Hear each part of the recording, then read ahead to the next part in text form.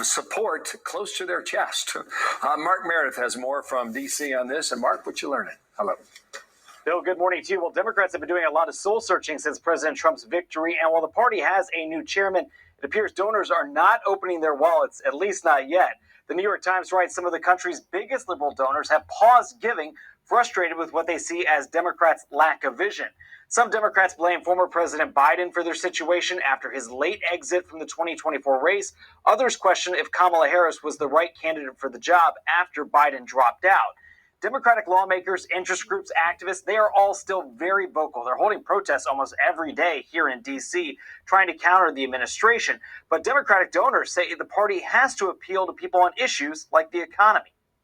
There's a desire for a new voice of pragmatism, centrism, and most of all, connection to ordinary people and how they lead their lives. I want to talk about your reporting that liberal donors are pulling donations for two reasons. Because of lack of strategy thus far from Democrats, but more importantly, because of fear of retribution from Trump. What can you tell us?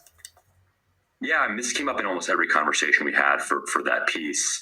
There is a deep concern that Donald Trump will retaliate. And I mean, to be frank, Trump has said he will retaliate. He said during the campaign that he believed, he would go after the deep state and their enemies, including, not just reporters, but also liberal donors and, anybody who spent any money to help kind of go after Trump during the first term. And these donors take him seriously.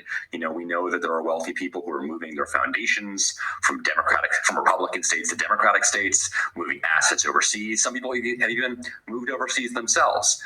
So from all of our conversations, there's been a chilling effect. I think lots of wealthy people are scared.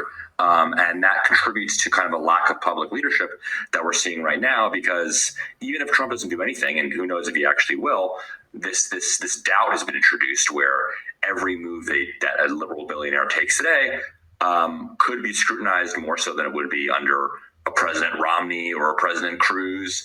And Trump is winning to that extent because he has kind of wealthy givers.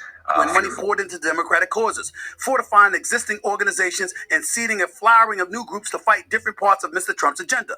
Now, some of those same organizations are struggling to survive, in part because few new major liberal donors have emerged since 2017.